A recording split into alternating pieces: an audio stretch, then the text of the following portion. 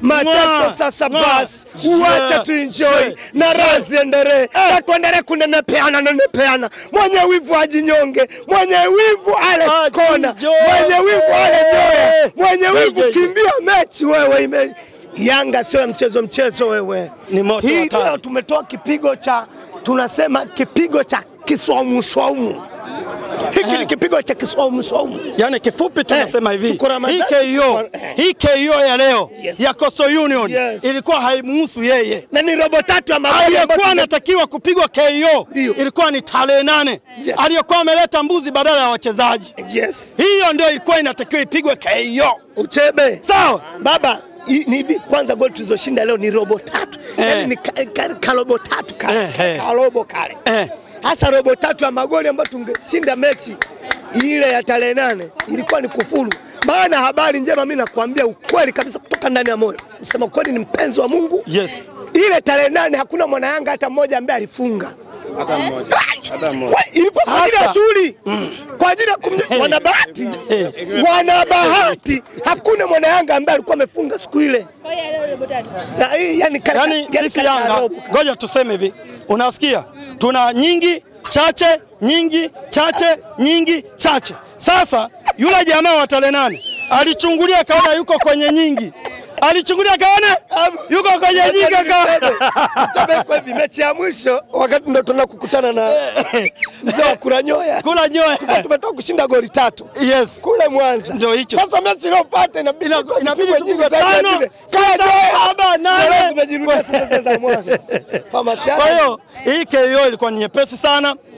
Na tulichokuwa tunategemea kwa sababu Coastal Union ni mpinzani mzuri. Ni mpinzani mzuri sana anavyocheza na Yanga. Na hakuna mtu ambaye anambeza Coastal Union. Ni mchezaji ni timu nzuri, ina wachezaji wazuri, lakini siku ya leo tulikuwa tunategemea sisi wana Yanga, tunajua mpira. Tulikuwa tunategemea labda tunaweza kucheza naye, tukaambulia kupata ushindi wa goli 1 au tukaenda kwenye penalty. Ila tunashukuru Mungu tumempiga KO. Umenielewa? Tungeenda kwenye penalty sio KO. Sasa tumempiga hatujafika kwenye penalty sio KO. Hii KO ilikuwa inatakiwa tarehe 8. Hii boosters zilikuwa zimefungwa za tarehe 8. Umenielewa? Umesikia yule Max? Yaani Max yani kama vile alikuwa anajua kiu ya wana Yanga. Yaani wachezaji wote walikuwa wanajua kama tuna kiu. Yaani ile kuingia tu dakika ya kwanza chuma. Hivi mimi unasikia? Kuna kitu kimoja kinanipalaa. Hivi ile acrobatic ya Jonathan Kangalombe mmeiona? Ile acrobatic ile iliyogonga mwamba. Hatutaki kuona wachezaji. Sasa yani natamani kama hizi nifanye hivi, nifanye majaribio. Ile amelukaje ile acrobatic. Ilikuwa ya pin camera. Ile ilikuwa ya pin camera tarehe 8. Ile acrobatic ya Jonathan Kangalombo. Ile tarehe 8 ile. Jonathan Kangalombo alishatuambia, nyinyi kujeni kwa wingi uwanjani. Mtaziona acrobatic zangu. Ndio maana leo ameonyesha moja tu. Umeiona au hamjaiona? Ile acrobatic ile. Kabinuka fulani hivi sijui. Mimi mpaka nimejiuliza, huyu ni Jonathan Kangalombo. Mbona kama mnene afu ndani yake nilikuwa nikimwangalia namuona kama Aucho. Nikigeuka namuona kama Ziziki. Nikigeuka ndio ananivuruga kabisa namuona Messi yani. Yaani unajua Jonathan Kangalombo kanivuruga bwana yule bwana. Yule bwana yani ni tofauti. Hivi Blast wewe sijui useme mwenyewe umemwona mchezaji gani kupitia Jonathan Kangalombo? Kwa Kangalombo nikamuona yule Abramovich.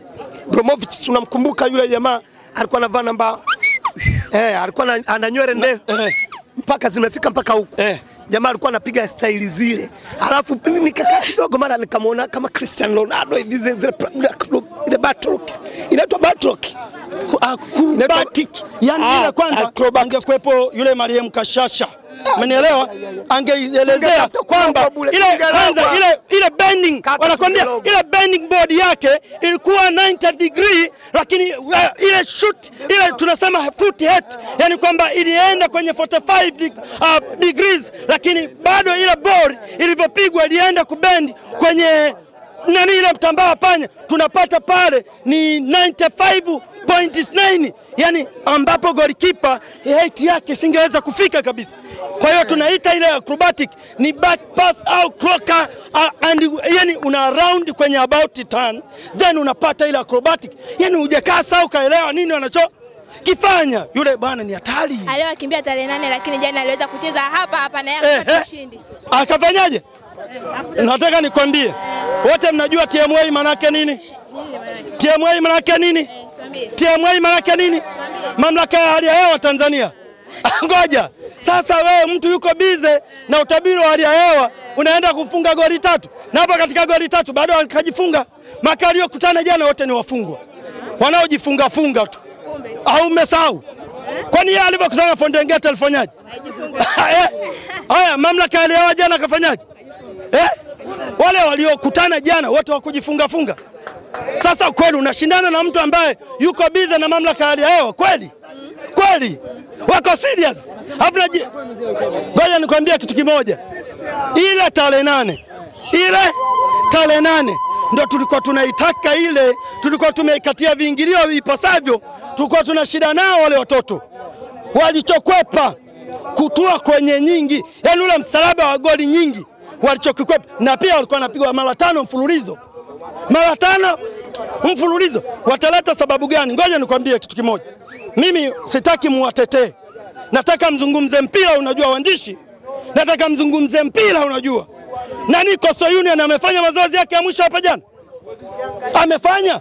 Sitaki afanye saa 10. Mbona hajakataa kuleta timu kwa sababu hajafanya mazoezi yake ya mwisho? Nataka nikuulize swali. Yeye atasafiri kwenda Al-Masry kule Misri, sio? Akifika kule Al-Masry akamwambia sikupi uwanja wangu fanya mazoezi. Sikupi uwanja wangu fanya mazoezi. Wewe ni mshirikina. Asipofanya mazoezi atasema mimi kafu sileti timu. Mechi itafanyaje? Kwa nini hapa ilifanyika hivyo? Ule ni uhuni kama uhuni mwingine. Yeye alikuwa anajitetea kichapo cha mara ya 5 mfululizo. Tena alikuwa anatoa kwenye goli zaidi ya KMC. KMC tulimpiga ngapi? KMC tulimpiga ngapi? Sasa yeye alikuwa anapigwa zaidi ya KMC. Tarehe 8 ile alikuwa anapigwa zaidi ya KMC. Kilichomwokoa kuleta mbuzi na kutoroka. Na ndio maana mkamzuia uwanjani sisi. Sio tukamzuia. Yeye alileta mbuzi. Umenielewa? Alileta gari hizi. Tukamwambia ya wachezaji ingiza, na alileta wachezaji 4. Unajua? Wachezaji 4 ndio waliokuja nao uwanjani. Mimi najua. Alileta wachezaji 4.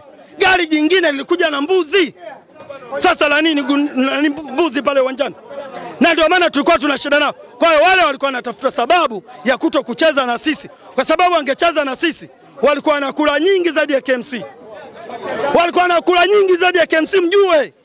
Tunavyoongea tunamaanisha wale jamani unga mwana. Na ndio maana wanawaita sometime wale ni kama ni genge la wahuni wamekutana hapa Msimbazi. Ni genge la wahuni wamekutana hapa Msimbazi, wanajadili mambo ya kiuni tu.